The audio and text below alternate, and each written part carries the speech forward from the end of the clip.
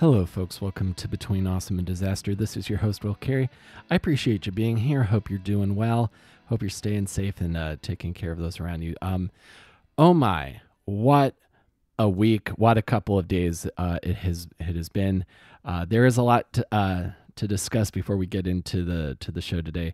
I've got things that I want to talk to you guys about that are both on the side of awesome and the side of disaster.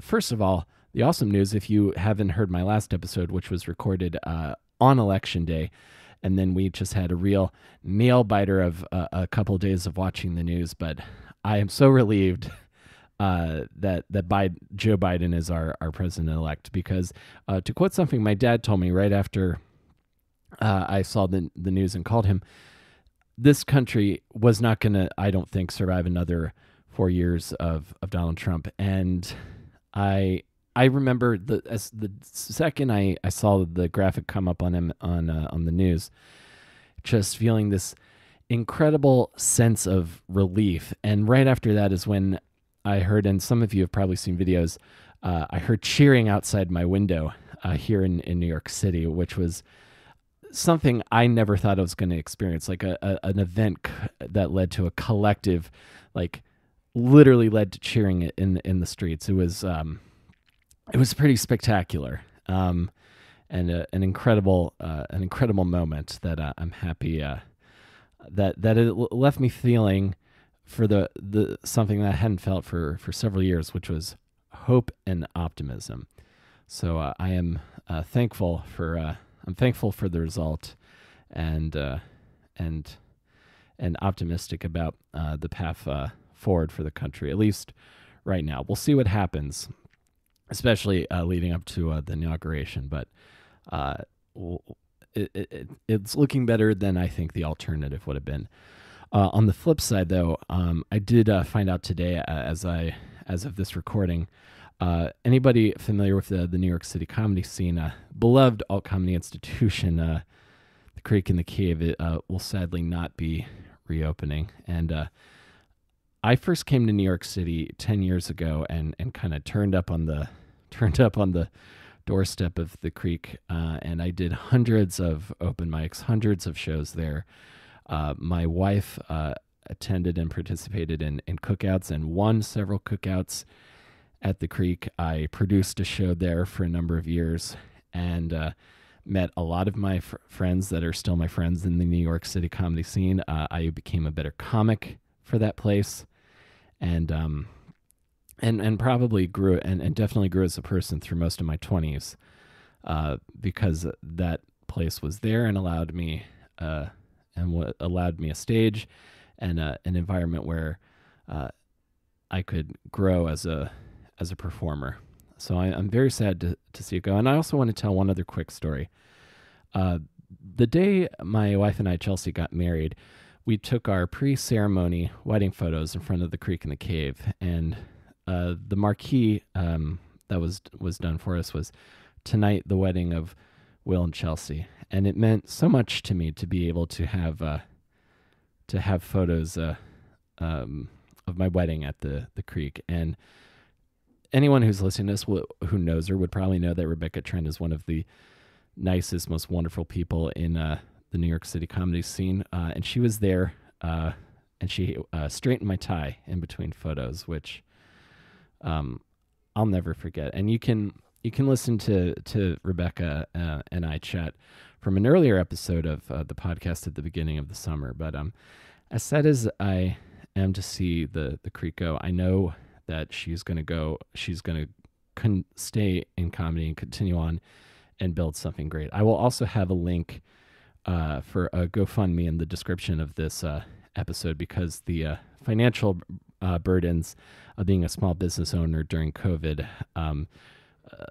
Rebecca and the Creek were not unaffected by that. So if you're able to, I'll have a donation, a link to the GoFundMe in the description. But I also want to get into, just to say, but getting into the show today, I'm really excited for today's episode. My guest on the show is Ryan Bruce. You might know him as Fluff. Ryan's the guitarist for the hard rock punk band Dragged Under. He was formerly of the band Repose. You might also know him from his YouTube channel, Riffs, Beards, and Gear. I can personally say that I have made several gear purchases and software purchases, and I tell Fluff this during the interview, based off of videos that he's made. I find his channel incredibly informative if you are trying to get more information about home recording, guitar recording, bass recording. If you're looking into reviews of TuneTrack software, his channel, Riffs, Beards, and Gear, is incredibly informative. But he's more than just that YouTube channel. His band Dragged Under, I think, is incredible. They have killer riffs, big, huge sing-along choruses, and recently were able to tour with The Used. And I do not know a lot about Fluff's personal life, and we get into this a little bit, including what I think is an amazing story about the origins of his editing skills that I can't wait to share with you guys.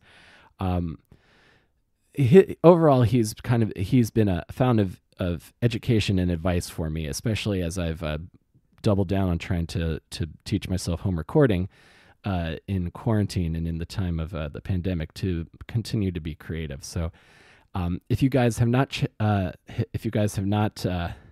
checked out Dragged Under, you can find them wherever you get your music.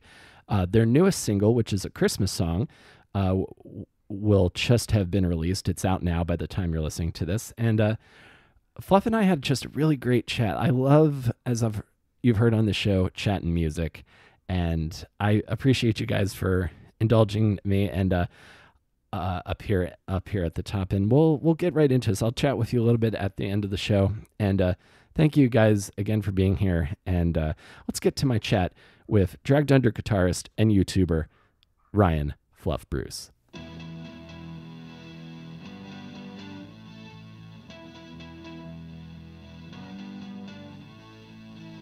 All right. Thanks for doing this, Fluff. You know, when I reached out to you initially, I had this when I've reached out to rappers as well that I've had on the show. I never know whether to use like the nickname or the stage name, or to use your real name. So I figure now on for the internet, I could call you Fluff. Yeah, it's pretty much that's kind of the gift that I have been given. So it's all good. And you know what? Either way, I always tell people, like, either one you choose, I've been called much worse. So yeah, exactly. Either one, you're okay. Yeah, I'm conditioned now to respond to tall guy when I'm in a grocery store. It's just Hey, tall guy. Yeah.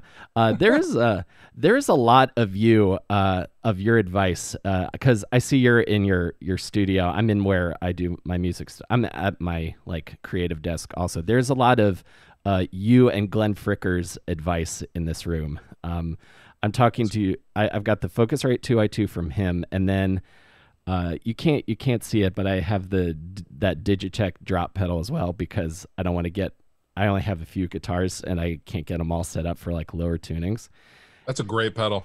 Oh, it's so fun. Like I got it just around the time that both Seattle and New York and Portland got classified as anarchist jurisdictions. Yeah. And I wrote I had never written like a hardcore song before, so I wrote like a joke hardcore song with that pedal and just had the best time. That thing is so fun. Something else I'm hip to as well. I think you could relate to this. I also recently acquired the Tom DeLonge Stratocaster, and that is just maybe the greatest. Because I had a Strat when I first started. I don't know if you've played like traditional Strats when you were growing up, but yeah, that was my first guitar. That was your first guitar? Was a Stratocaster? Yeah, a Mexican Stratocaster. Oh, nice. With the single coils. Yep, and I routed it out for Humbucker after seeing Billy Joe from Green Day with his, and I was a huge Billy Corgan nut, and it was my first real guitar. It's not my first not technically my first guitar. It was my first actual real guitar. My first guitar was a Yamaha acoustic, and then it was like some kind of a weird homemade kit guitar, but it was the Strat that I first had when I got it for my 15th birthday, and it had 3 single coils in it for a long time. I changed it out for like a stack. The stacked humbucker thing was brand new at the time, back in the early mid 90s. That was a new concept, and So I got the stacked humbucker, and I played that guitar for, geez, the first 15 or 20 years that I was playing. That was the only guitar I used to own. Oh, So, really? yeah, I still have it in storage. It's covered in stickers. I replaced the neck. The hardware's been replaced. The pickguard's been replaced. Now it has the Billy Corgan lace sensor config in it. Oh, yeah, And, yeah. it's a great guitar. Like, I never realized how good it sounded until much, much, much later, after I didn't play it for a long time, and I cleaned it up and put it back together, and it's like, man, this guitar is just unbelievable. Oh yeah, it's fun when you can like go back and like rediscover some magic in a piece of gear that maybe kind of was left neglected for a while.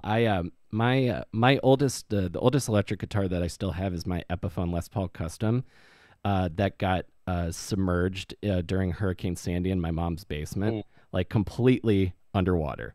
And I took it to, and credit to 30th Street Guitars in New York City. I gave it to them, and they switched everything out, and it plays better than it ever has. like the neck and everything was underneath water. Yeah, like literally, like we're talking like a few inches of water and like stuff floating around. It was like completely unplayable, like to the point where I don't know if you've ever had to like, oh shit, the input jack is starting to crackle, and now I've got to like I've got to wind the cable through the strap and then put the rest of the guitar cable around my neck in order to keep the connections. Tension, yeah. Uh-huh. Yeah. But yeah, to me, the Stratocaster is just, that's what I would show aliens from another planet who had no idea what guitar is. I would just show them a Stratocaster, because that to me is like the electric guitar shape and design. Yeah. The it's funny, the jack thing that you just mentioned. Mm-hmm. I used to have to use, it was like, you turn into MacGyver when you have to play but it's not working, right? Uh-huh. So like I would use tape. I would tape it and put tension on it that way, and then I would take the cable. You had to do 2 wraps, and then I would step on it. I would step on the cable to pull it a little bit, Mm-hmm. and I couldn't move, but it worked. So like, I don't know why I didn't think, just, get your guitar fixed. I think, when you're a kid, you tend to think, like everything is going to cost $1 million. It's like, I Mm-hmm. can't take it to the shop. They're going to want $1 million, and I don't have any money. So like, I'm just going to deal with it. Which is actually what made me used to just take apart my own guitars and like rewire them and stuff, because I didn't want to pay anyone else to do it. So. Mm-hmm. Is that how you like taught yourself like all the technical stuff about guitar, like intonation and setups and stuff? Yeah. Honestly, it was Guitar World, Guitar Shop and Guitar World magazines back in the 90s. They used to have these real cool, like in the back, I think they still have columns, but there used to be a million different guitar magazines back in the 90s. Mm-hmm. And Guitar Shop was the more gear-oriented version of Guitar World. Yeah. So Guitar Shop would be like the whole interview with like Jay from White Zombie would be only about the guitars he used on the album and the amps that he used on the album, and that's about it. And I loved that. But they used to have columns in the back, and they would give you technical tips. Mm-hmm. And it was a combination of that, and my dad used to play a little bit of bass in the 70s, and he was electronically technically pretty good. So like, he would fix my pedals for me if something went wrong. He would replace a pod on a Electro Harmonix Bigma for me or something like that. But yeah, it was because I'm broke. Like, just I'm gonna be okay with potentially screwing up my thing, but if I don't, then I'm out ahead. I think that's always just like a satisfying thing. Yeah, it's kind of like the thrill from like having to like not pay somebody else to do it for you is quite exciting. It's a great thrill. Oh yeah. So your dad is a musician also. I wouldn't call him a musician.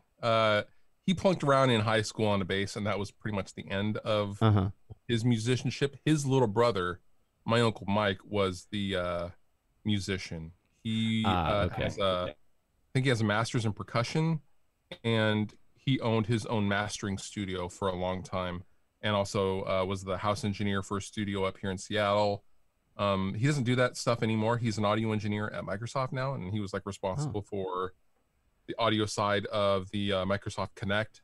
I don't know if you Mm-hmm. guys remember the Connect at the time, but he's still an audio engineer at Microsoft. But there's always one person in each generation of the family that gets the musical genes, and everyone else gets nothing.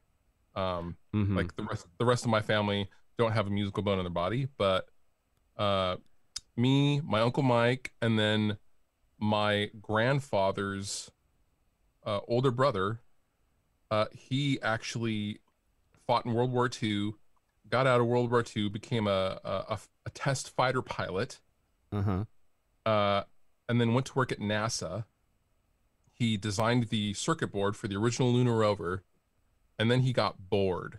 And so he sold his house, he sold his car, and bought all this band equipment, and then went on tour with his jazz band for most of the 70s, just playing smoky bars and playing smoky jazz and blues with his Uh-huh. piano and his upright bass. And he just toured and, raised hell all over the tour circuit in the 70s because he got bored at NASA. That was my uncle. Oh, Um, I know I would love this dude. This guy seems like he a he character. he died a couple of years ago. Oh, I'm He sorry to hear that. was man, he lived like 5 lives. So Uh-huh. like he was a surly party animal, and he was awesome. That's fantastic because that's like the dream. And at least when I was a kid, and I imagine maybe you as well, like about just like get in the van, like living on the fringes of society, but being embraced by it at the same time. Um, Yeah, he did what he wanted. Like just he did not care at all he about any consequences at all. he just went for it. So I think you're a few years older than me, I think, and you grew up in Seattle. Around Seattle, yes. Mm-hmm. Yes. So my the story I've painted for you in my head, and I don't know how true this is that growing up in Seattle when you did, I imagine grunge is a very heavy like musical footprint on you Mm. as a teenager. Is that the case? It was. I was. Let's see. I really got into guitar, so I got into my own music in the early '90s. First, it was hip hop, and then Mm-hmm. Nirvana's Nevermind record came out, and it really did change popular culture. And a lot of people take that for granted now, but it really did overnight just completely change the musical landscape of everything. And even my suburban, I think I was 12 when that album came out, Mm-hmm. and I didn't actually pick up the guitar until summer of '94 after Kurt had passed away. Mm-hmm. Um but in that area and in that time frame, so the radio station up here called KISW, which is like the K Rock of Seattle, like they're huge. They've been around since the early '70s. They're like the station. Yeah. They actually back then they used to have a thing called Pain in the Grass. And what Pain in the Grass was it was a series of summer concerts under the Space Needle at the Mural Amphitheater. And this amphitheater is just this stage directly underneath the Space Needle, and it was free. It was totally free, and it would Oh be wow. Friday, Saturdays, and Sundays. So Saturday would be Pearl Jam, and like Friday would be Presidents of the United States of America. And like my first concert was at Pain in the Grass, and it was Grunt Truck and 7 Year Bitch and Rorschach Test. Uh, I don't like, know. and you could just walk by and see these bands. Like, it was incredible. Alice in Chains played Pain in the Grass as an unsigned band in 1989 at the same free weekend show. Um, Wow. so that gives you an idea of just like what kind of stuff I grew up around. And the Nirvana thing was happening, Alice in Chains, Soundgarden, Grunt Truck. And I became cognizant of it at the transitional period when it was like post Nirvana, like Presidents of the United States of America, Bush, Foo Fighters, like the early, the very first Foo Fighters stuff. Mm-hmm. My guitar teacher, I took like guitar lessons for like 6 weeks as a Christmas present, and my guitar teacher was signed to Sub Pop, and he was like, I went to a party over the weekend, and I was like, oh, cool, was it good? He's like, yeah, I this band played, and it was the drummer for Nirvana was singing in this band. And I was just like, what? And he was like, yeah, I mean, it was good. The band was really good. It was a little weird though. And I was just like, huh, that's strange. And then I didn't think anything of it because like there was no internet at the time. So you just kind of had to take someone's word for it. And then all of a sudden the first Foo Fighters record out and you're like, whoa, he wasn't lying. Wow. So that was the kind of thing that I was growing up around in my very impressionable 13, 14, 15-year-old self, for sure. It was amazing. Yeah, that makes total sense. Well, first of all, that just the fact that like all of this amazingly culturally relevant and influential music was just happening for free around you. It reminds me, this wasn't a free show, but in I grew up in Maryland, and the big concert there was HF Festival for a number of years. So that's where you would see like all of the cool bands. That's incredible, man. It makes sense to me because like when people talk about Nirvana's like the shift of the cultural landscape, not only was that like the first time in a long time that you were hearing like very like sincere music, Right. like very from the heart on the sleeves kind of stuff, but I feel like grunge is always put under this like one label when all of the grunge bands sounded very different because Nirvana are a punk band that had a incredible producer that created an incredibly polished album, and they don't sound anything like Alice in Chains, who I think are like patient zero for all of the modern rock that I grew up on, like in the early Oh, 2000s. oh yeah. They totally were like Nirvana were the you know, the Beatles with distortion pedals kind of a thing. Like they had, their songs are very rudimentary in comparison to something quite sophisticated from Alice in Chains or even like Pearl Jam. Like, what they're doing musically was way more sophisticated than what Nirvana was doing. But Mm-hmm. you could sing along like children's songs to Nirvana stuff. You can sing along to Alice in Chains stuff, but not in the same way. I think that's what catapults them to where they're at. But yeah, you had like just insane diversity. You had Screaming Trees, then you had like the second wave of stuff like Sunny Day Real Estate and Mm-hmm. I Presidents of love the United them. States of America, Candlebox, um, Soul Asylum. Soul Asylum, right? Like do up here there was a band called Seaweed, uh, Tad. Tad was like Mm-hmm. super super heavy, and you just had so much diversity within that within that label called grunge, which is hilarious.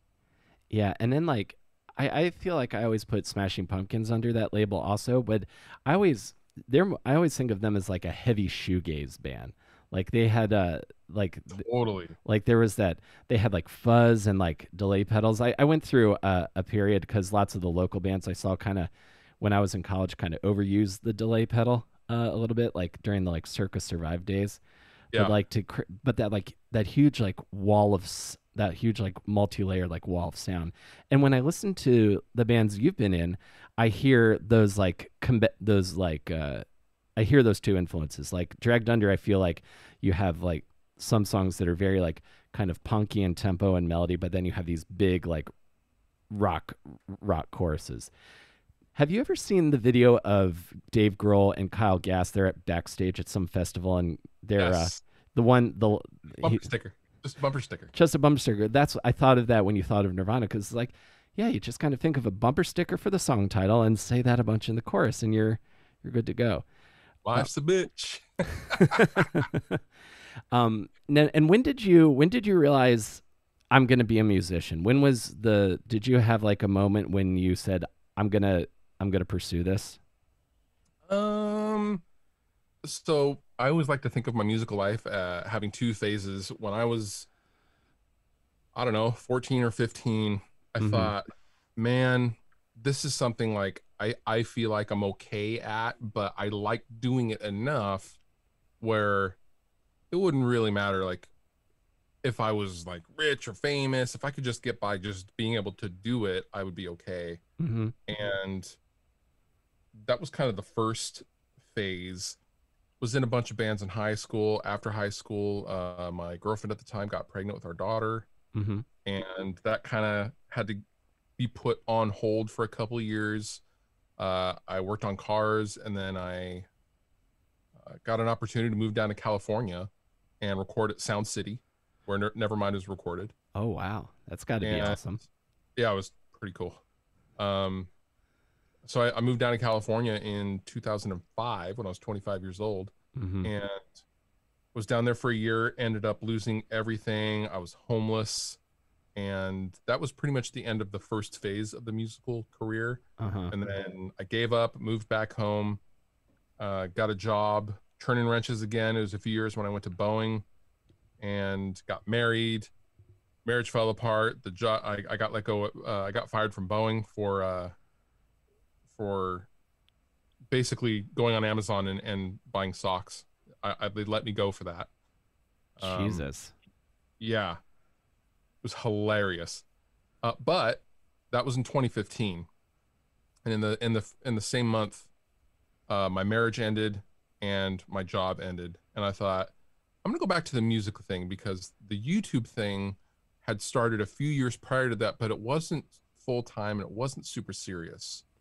Mm-hmm. So I cashed out my VIP, and I thought, if I'm going to fail at something, I'm going to fail at something I want to do, as opposed to something I don't want to do, which is a fucking office job. Right. So I cashed out my VIP, and after heavy early withdrawal penalties, I was left with about $28,000, and I lived off of that $28,000 for about a year, and I started doing YouTube full time. And at that same time, I started a band with my buddy Jared Dines, Yes. and we started Repose as a way to distract me from trying to just drink myself to death at the time. Yeah. And it turned into, like, we recorded an EP, we put out an EP, and it did extremely well. And we were able to, like, buy a tour van with, like, the record sales money. Like, it was crazy. And then that kind of evolved and changed and morphed into Dragged Under, and here we are now. It's all been kind of a weird, strange trip since 2015. That's gnarly, man. I had no idea that you were in California. I had no idea that there was this level of just abject personal horror that you were wading Yeah. through. My goodness. But a lot of positive. I mean, one main positive thing. So I ended up. Wait, is this a super G-rated podcast? No, you can curse. Okay. So one of the jobs I took down there was editing adult movies, and Right on. and I lied about it because I just needed a job. Mm-hmm. And they were like, you can edit video, can't you? And I was like, yeah. And it turned out I was actually pretty good at editing porn. Like editing, like the basics that I learned Mm-hmm. served me well. And that was actually the reason why I got back into it a decade later, because after when I started the YouTube channel in, I think it was 2011, I was like, well, that wasn't that hard. I remembered, editing video and editing porn. So surely regular non-porn video can't be that hard. And so I took those skills that I learned editing porn, and here we are. I started making YouTube vids. I love that. That's fucking incredible, dude. Like, I can totally see it though, because yeah, you set up like you have, like, I minored in film, so you have like your 180 roll. So I guess you kind of have to go with that, and I guess you don't want to make it like, oh his dick is here 1 minute and then it's at a different angle the next minute. Right. In particular, so we worked with a bunch of different companies, but I predominantly edited for Red Light District, who is still around today, Mm-hmm. and they're massive company. There was another company called Leisure Time, and a weird thing that made that would always land me jobs is the owner didn't like the sound of an ass being slapped, but it was okay to visually see it, which is so weird. So we would have to manually edit out the audio of the slap. Now, a lot of guys would just cut to silence. I didn't like that. Right. I wanted to hear the ambient. I wanted it to be seamless because I'm editing porn. Like, what else am I doing, right? So I actually got pretty good at making it audio-wise, sonically, very, very seamless, and I actually enjoyed that editing part. It was fun. It was cool. And so then pretty soon I was getting all of those jobs from that studio because they liked how I edited the audio. Mm-hmm.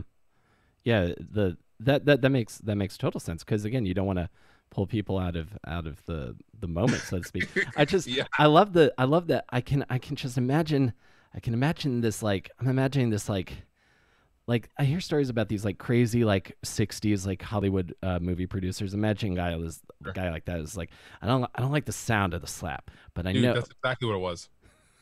It's exactly what it was. It was a guy with a cigar. Like I hate the sound of that slap. Yeah, I'm imagining like big aviator glasses, like like floral print shirt that's like half open, gold chain, like that kind of a guy. Dude, it was basically that. Yeah, that's exactly right. That's I love that this is and you're absolutely right, because transitioning to making YouTube videos, and I'm always curious how much editing goes into making YouTube videos like the ones you do, or I guess like Glenn or Finn McKenty, because the YouTube the like YouTube like into camera kind of, I know there's like a lot of like choppy cuts in between the script. Mm-hmm. Are you shooting like lots of long takes and then you're putting those edits in later, or are you just giving yourself like a breath in between lines when you're shooting? No. Well, I'm a little different with those. Like Finn's a good friend of mine, and I'm friends with Glenn as well. Finn will script his out, and he'll have a pretty good outline, which is probably why his videos are way better put together than mine.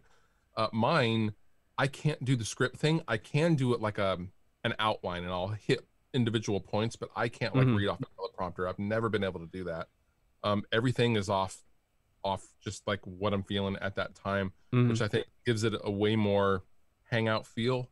Yeah. But no, for me, I'm doing huge chunks at a time, and I'm making sure I nail the points I want to nail. And then after that, it's just chop it up, do, J cuts and L cuts and all sorts of, whatever. Gotcha. Whatever you're doing. I love the post processing part though. Like my favorite is editing the video, not shooting it, for sure. Interesting. Yeah, that that is something I've always been curious about. But I totally pick up on that. That's kind of how I approach comedy. Like, I don't memorize a script of jokes. I kind of have like a couple things that, and then I'll give myself freedom to like go off script. Like, I have an outline of stuff I want to ask you about, but I don't have every single thing because I'm not a journalist. Right. Which I think is why I love podcasting specifically, is that it lends itself to this kind of more conversational kind of thing. Like, I don't have tons of lights on you and I'm like sitting there with notepads like, okay, so then what was that experience like? Yeah, I'm not on Dateline 2020 or something. Yeah. Right. Okay. All right. So you're in California, you're editing porn, life starts falling apart, after you get back to Seattle. And then, did you know Jared before this? Is he like, come on, dude, I want to help you?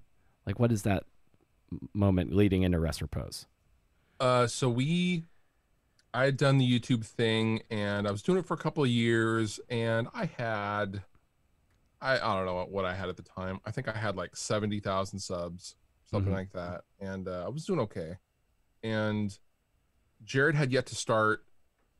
So when I met Jared, he hadn't started his YouTube channel yet. We met through some mutual friends. He actually lived out by me and was running a studio that he had built at his parents' house, and he would record a lot of the local bands, and he was making a living doing that.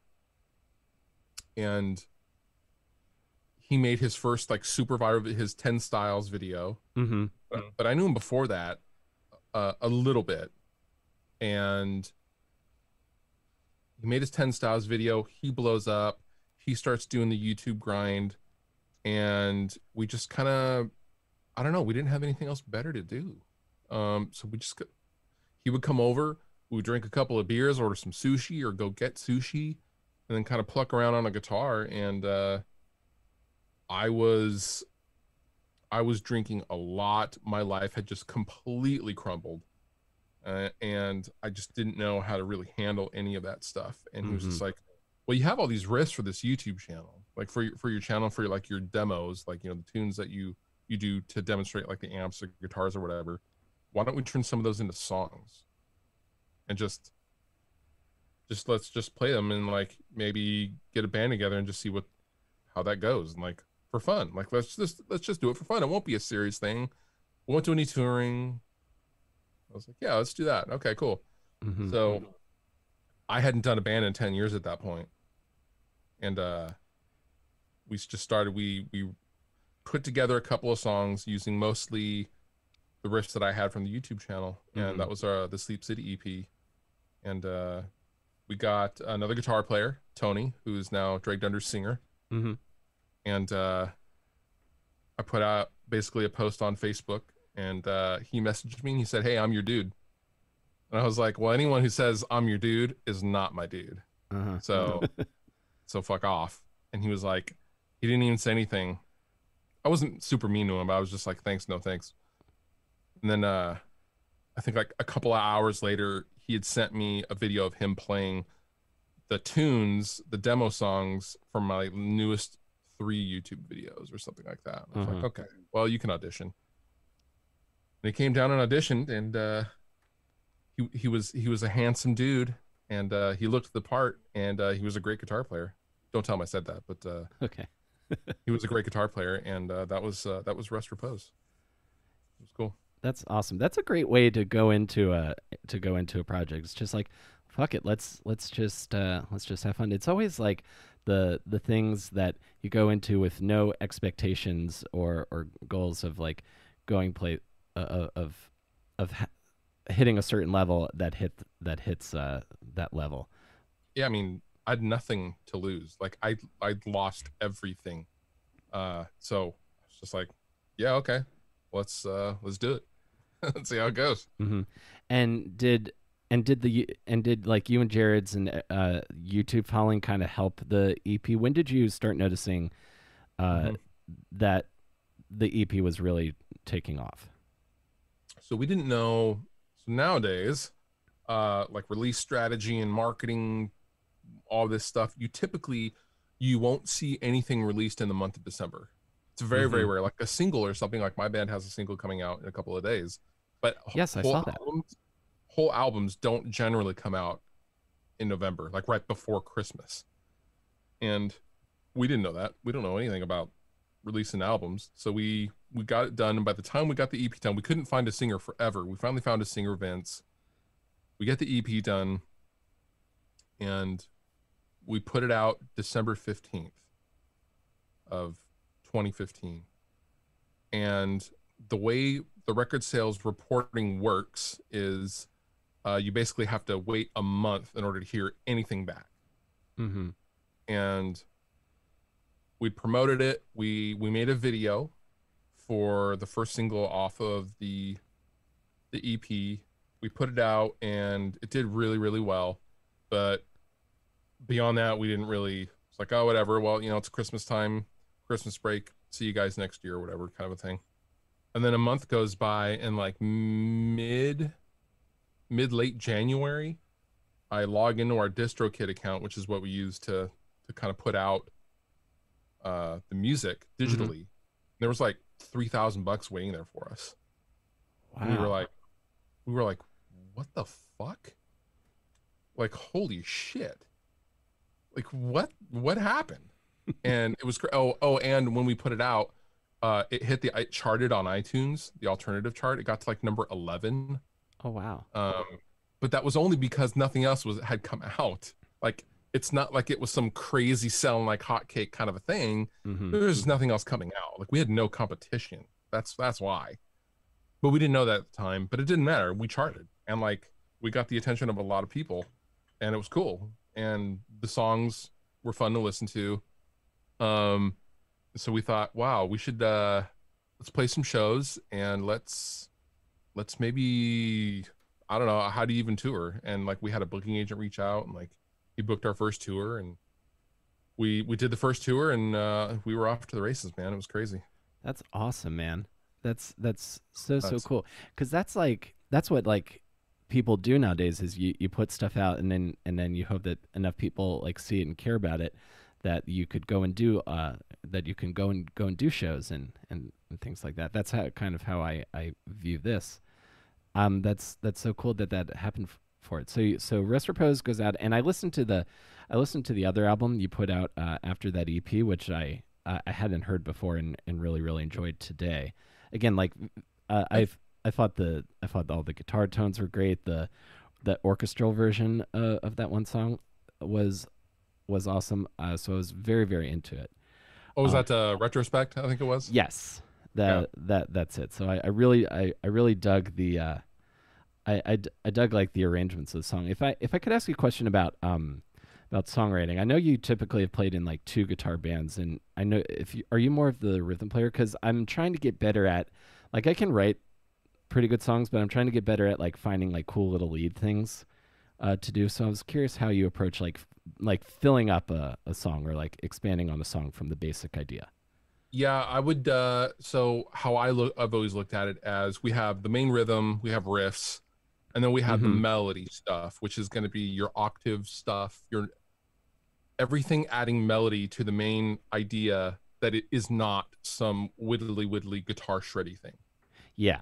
Right. So for example, the main guitar part to Foo Fighters' Monkey Wrench, that's the melody part. I approach things like a house. So I'll typically start with either a drum beat or a guitar riff, and one of those things will inform the other. From there, if I have drums, bass, and guitar, rhythm guitar, I'll just sit there and play with it, and really, the sky is the limit, but you can build it out however you want. You can have a pre-chorus, drop chorus. You can have, you can do half choruses, like Deftones love teasing the first half of a chorus, then going back into the second verse before they actually hit you with the full chorus. Yeah. The second time around. There's all these songwriting things you can do. But as far as guitar playing goes, all of my playing and all of my songs center around some big, meaty, hooky riff. And then that informs everything else of typically what's going to happen. Gotcha.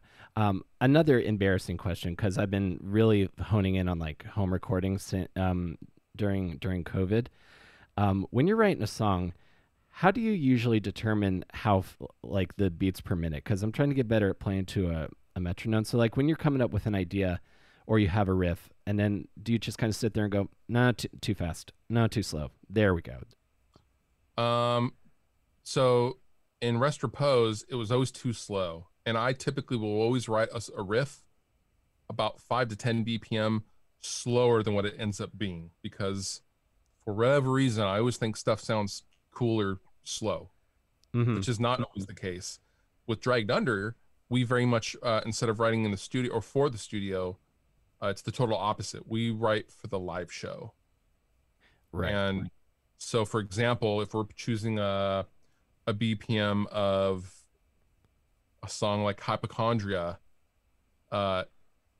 we will sit in the studio and we will jump up and down and to determine that BPM. So, because we want the live experience to make that song what it is. So, right. If a song is too slow or too fast and you can't jump to it, well, we're going to speed it up if it's too slow to jump to.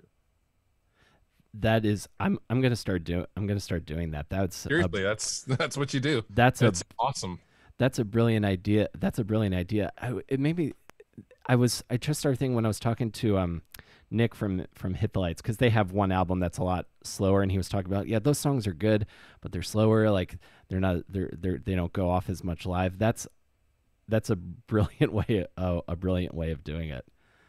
Yeah, it seems to work. We saw going back to the Foo Fighters, Dave Grohl wrote My Poor Brain, no, Enough Space.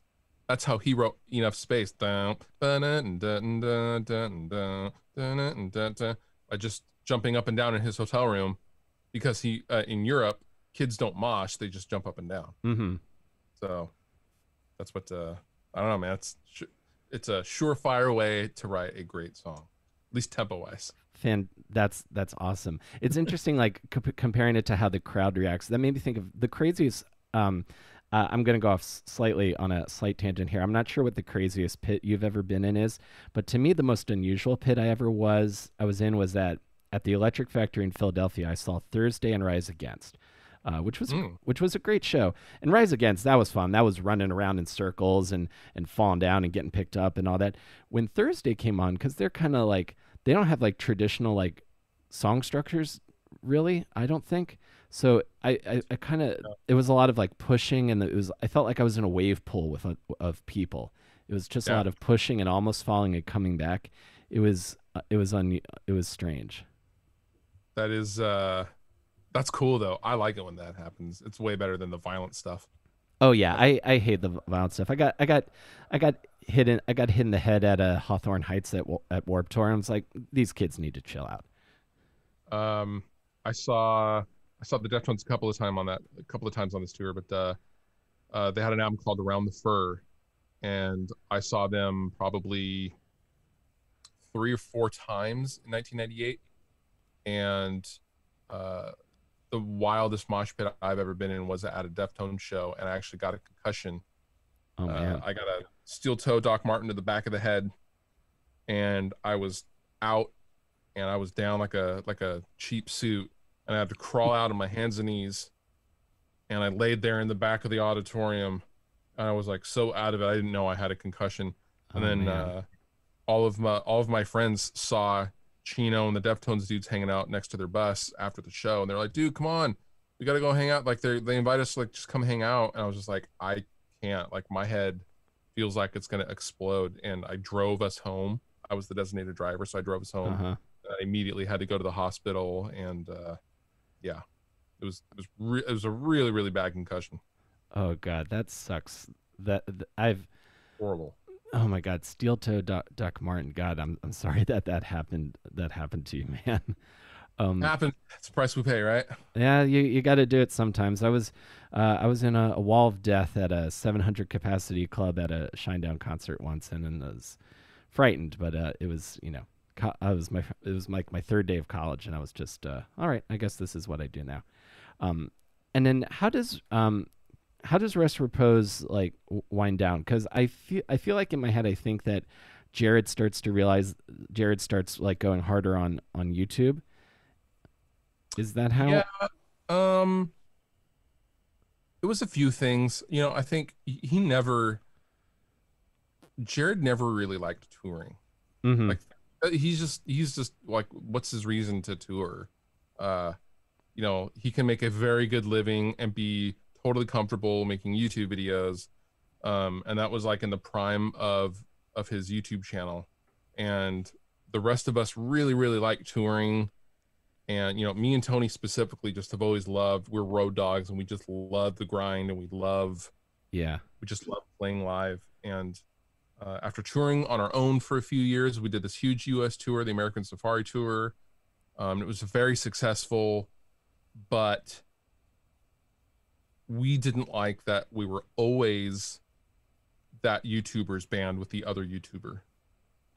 Right. And it got to the point where, we would get tour offers, and part of the stipulation for the offer was Jared has to be there. And Jared, they would want Jared to vlog the tour and all that kind of stuff. Like they just never, ever took us seriously. And we never had any help in that band. That was always very, very DIY. But it was that in conjunction with, I think, Jared just got really burnt out on touring and the live thing and the travel. He always loved playing shows, but everything else around that, all the time in the van, the shitty truck stop food and all that stuff, like he was just over it. And we had a couple of lineup changes. We had a couple of different singers that couldn't do it. And we had a couple of different bass players, and it just came to the end of the road. Like nothing was happening. We just got so tired of doing it ourselves, and we wanted to take a different direction musically. So Jared had basically left the band. Our drummer left the band, and we didn't really have. Well, Tony had taken over temporarily those singing duties, and we had booked some studio time. And when we did the first 4 Dragged Under songs, we were actually still technically doing those as Rest Repose. Oh, and and we flew our producer Hiram up here to help us write some songs. And we got stuck inside the studio during a really, really bad snowstorm. And we would just get a bunch of energy drinks and Thai food and just wrote what we thought was fun and cool. And that was it. We weren't doing it for anybody else but us. We had no label, we had no management, we had no money, we had nothing. We just had some guitar riffs, and we just wrote stuff to entertain ourselves only. It was just for us. And those songs were Riot, Hypochondria, Instability, and Here for War. So yeah, like, and again from that same place, just doing it for yourselves, and then and then to be able to go and do shows and to tour with one of my favorite bands, The Used. That's pretty amazing, man. Yeah, within the first year of our existence as well. Yeah, like, that was the song Really Does Matter. We had the demo. We had the original Dragged Under demo, and all we did was, we weren't looking necessarily we weren't looking to take over the world with it, but like we were just really proud of the songs. And so we were just sending out our demos to our friends. Hey, check it out. Like, hey, we think this is really sick. Tell us what you think.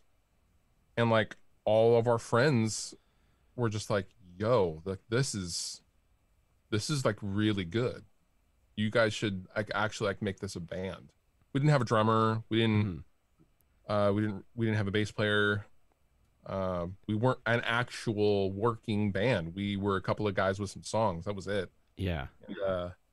And one of those dudes that I had sent some tunes to was Joey from The Used, whom I knew from helping him and his tech set up what is still his live rig, his Helix, to work with the Synergy stuff. And we had a mutual friend, Jeff, and he was like, yeah, Joey from The Used really likes your channel. I was like, really? Whoa, that's cool. I mean, The Used are one of my all-time favorite bands, and like I think Paradise Lost, their newest record, is their best since In Love and Death. Oh, I'm gonna have to listen to it then. I kind of fell off after In Love and Death, so I'm gonna have to get back in to that. Or Lies for the Liars, like that time frame, like Lies for the Liars, and then after that I kind of moved on a little bit, and then Paradise Lost, their newest one with Joey, it's the first one with Joey, it's a fucking masterpiece. And that's amazing. I can't wait to hear that. It is like it's a total throwback, like, but it's like a modern take, and it's with Feldy, who did In Love and Death, and he did the first three records with them. Like it's so good. And so we gave the demos to Joey, and he called us, and he was like, yo, I just played these for like Bert and the dudes, and like Bert said you guys should change your name, because we were still Rest Repose. And previous to that, I had been pretty much like, nope, we built something, like I don't want to start over again.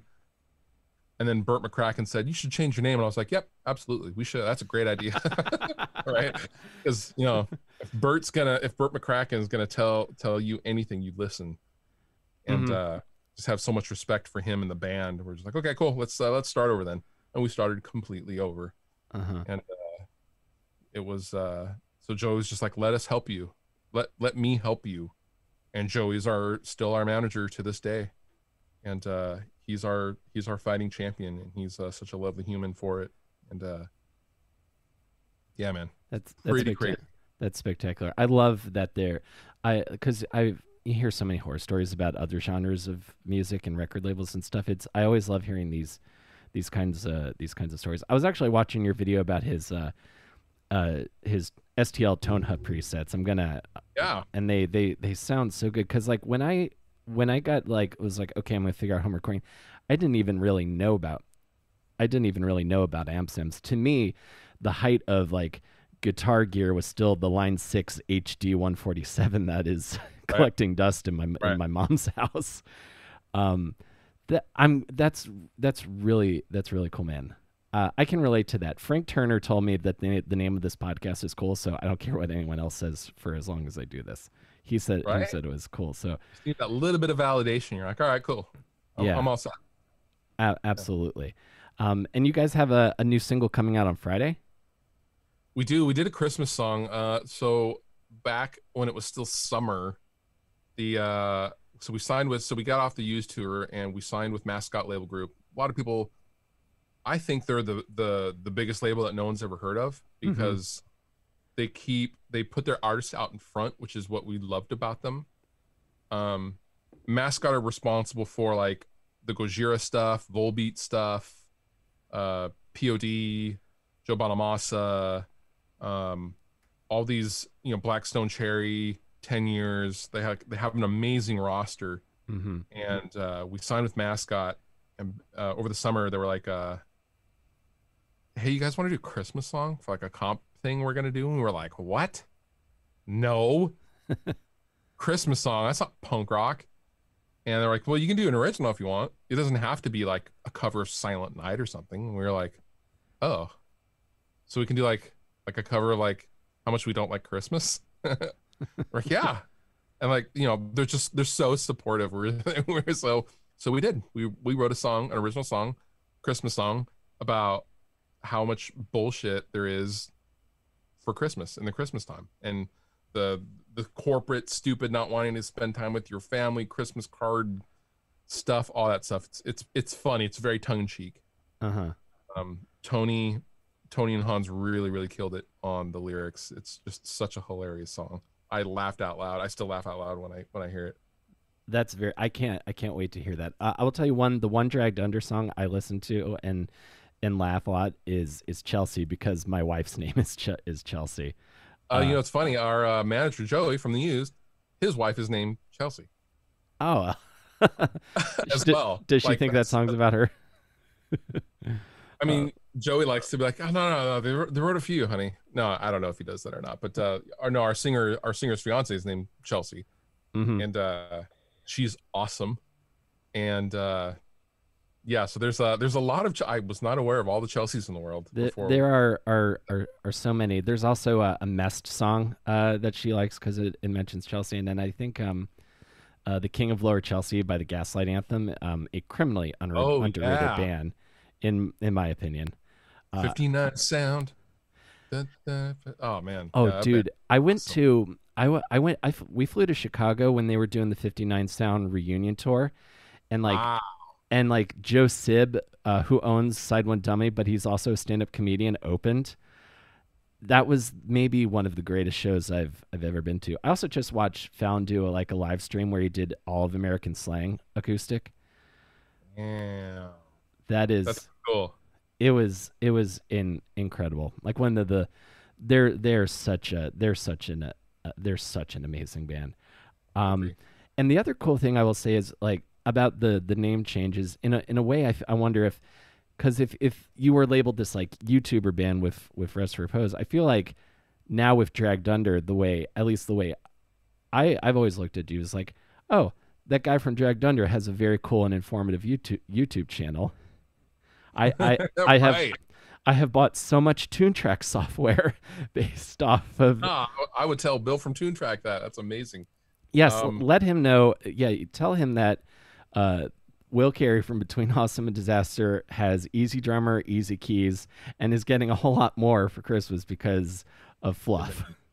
Good man.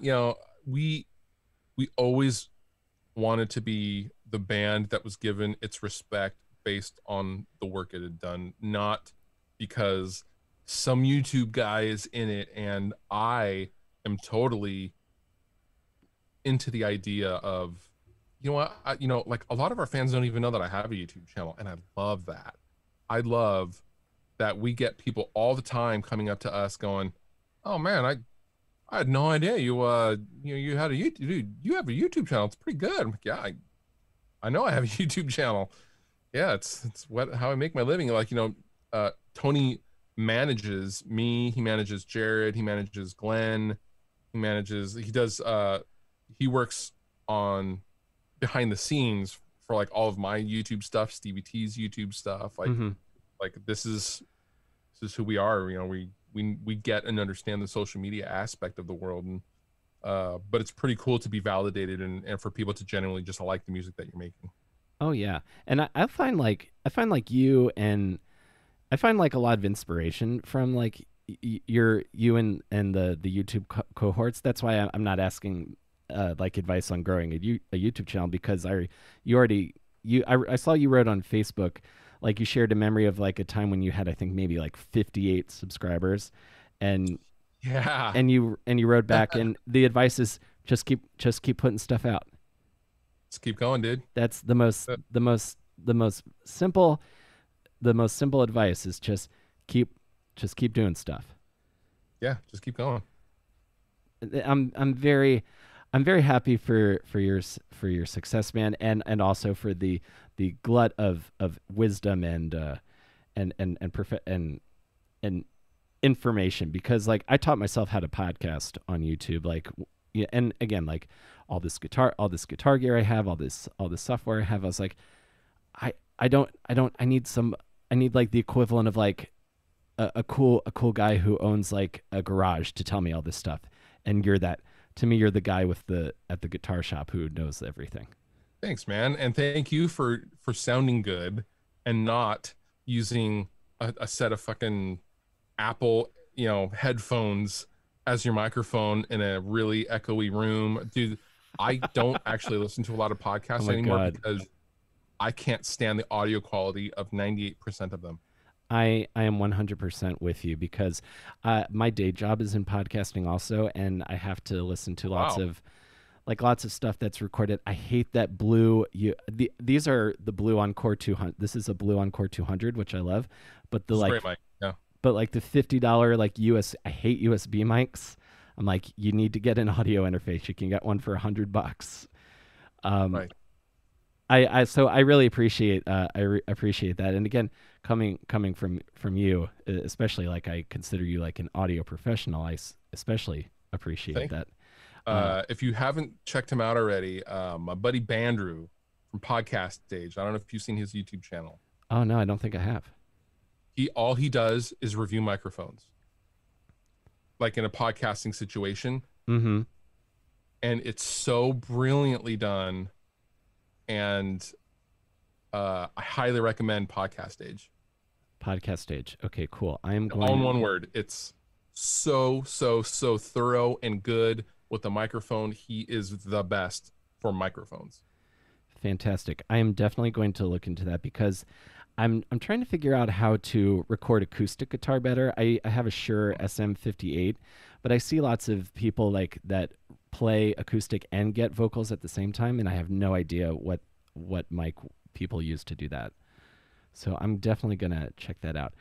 Um, I guess to start coming in for a landing here, because I sincerely appreciate your time. I don't know how much of my show you've listened to, and if it's none, I don't care.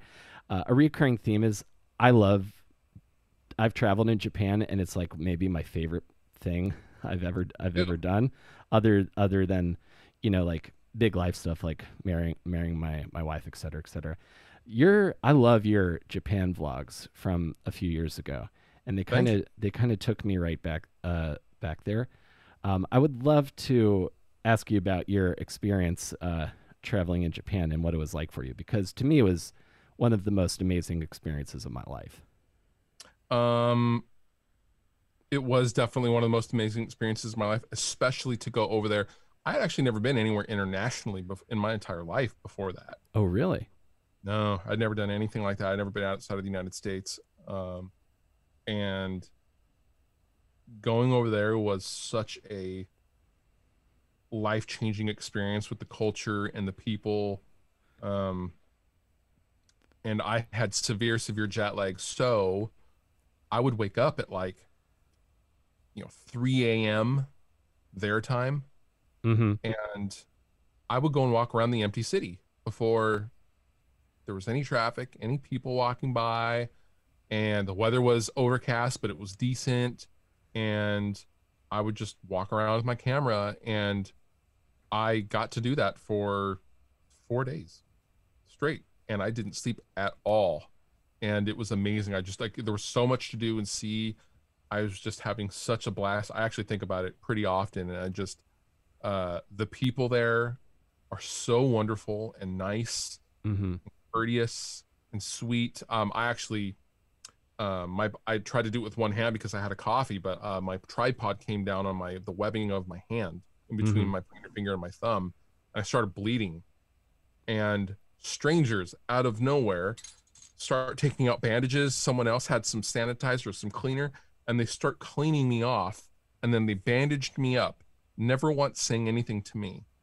They just did it and then left, and then continue walking to work or whatever. It was That amazing. that's an incredible story. That's been my experience with people in Japan as well. My buddy of mine from high school went there for his honeymoon, and people were like, are you lost?" Like very very courteous. Like What it. an amazing culture, and I love Japan. I love all of Japan, and all of those fine citizens are just, oh man, we have a lot to learn in America from them.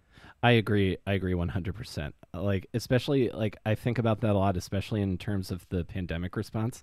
Like, Hmm. if America could respond to the pandemic the way that the country of Japan did, or even Taiwan or Taiwan, I think we'd be in a much better place, regardless of the Agree.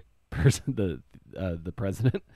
Agree. Um, I wanted to show you this. I've gotten very into like the Japanese music scene. Like if I don't know if you remember the pop punk band Alistair. They're one of my Yeah. favorite bands. They're still really big in. They still do tours. They did a tour in Japan a couple years ago. So I feel like there's a chance for you to get back there, like if opening or co-headlining. But I wanted to show you this. I think you can only find this guitar in Japan. It's relatively new. But like the import taxes on it are crazy. I've heard some. I saw it on the Trogly guitar channel. It's this like pure Ooh. white Telecaster. It's the signature guitar from the guitarist for a J-pop band called Silent Siren. Okay. And That's a pretty slick looking guitar. it's spectacular. The thing I love about it is that it has a humbucker in the bridge, but then it has like your classic Tele lip stick pickup. Love that. That's so good. Do you have any favorite Japanese bands? I'm not that familiar with any Japanese band. However, I'm pretty sure High Standard is from there. Yes, they are. Yes, they are. So if I had to pick one, it would be High Standard. Yeah, they're great. I've got a playlist I've sent to a few people that I could email to you because Sure. there's so much cool stuff out there. There's a lot of because I know you like Blink. So if you have been like missing like the early 2000s kind of pop punk, it's still getting made over there. Oh, that's crazy. Okay, yeah, send it to me. Yeah, there's some very cool stuff. I won't chew your ear off too much, but there's some very cool stuff Okay, to check cool. out.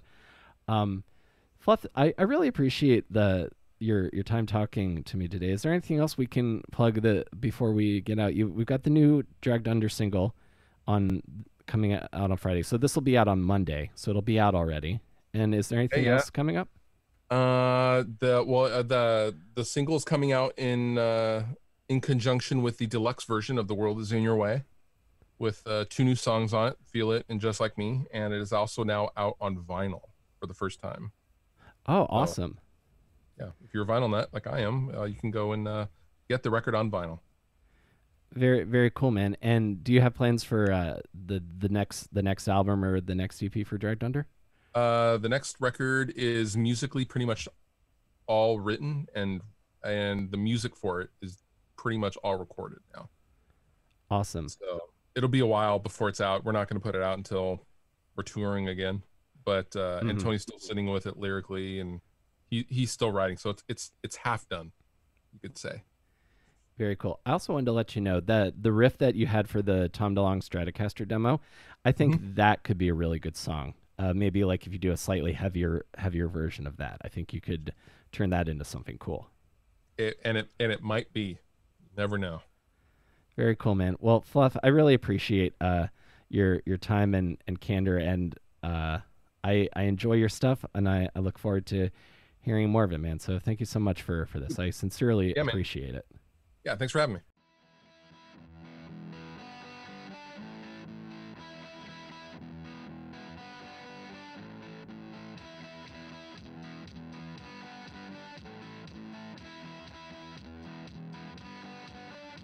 if there's one important thing I think it is to take away from this episode, and it's the same advice, the most helpful advice that I got from Fluff's post on Facebook, and this has been echoed as well. And it's if you're making something, keep making stuff. The best thing you can do is to continue to make things, and even during the hard times, and even like during the beginnings where you're just struggling to get better at what you're doing and get eyes on it. Remember the joy of making something, and that to me carried me through the beginnings as well. And it's really as simple as that. Just keep making stuff, and I do sincerely think good things will come to you. So that's our show for today. Thank you so much, Fluff. I sincerely appreciate your time and your candor. If you guys are curious, Drag Dunder's newest single is now available wherever you get your music. You can also stream their most recent EP wherever you get your music. And as I said earlier, there will be a link in the description for the GoFundMe to benefit the owner of the Creek in the Cave, Rebecca Trent. So definitely check that out if you're able to. I also want to give a shout out to my supporter on Patreon at the awesome producer level, Mary Beth Mooney. Thank you so much for your support. And if you guys are curious, you can go to patreon.com/awesomedisaster. Check out what I've got going on over there. And as always, this podcast is available wherever you get your podcasts, Apple, Stitcher, Spotify. And that's about all I've really got today. Things I feel confident saying that better days will be coming. And it's been a long time since I've been able to say that. And I'm really happy for the way the country seems to be edging, and for this podcast, and for you listeners, and for the great conversations with guests I've been lucky enough to have this year. So thank you, everybody, and I will see you next time between awesome and disaster. Stay safe and wear a mask.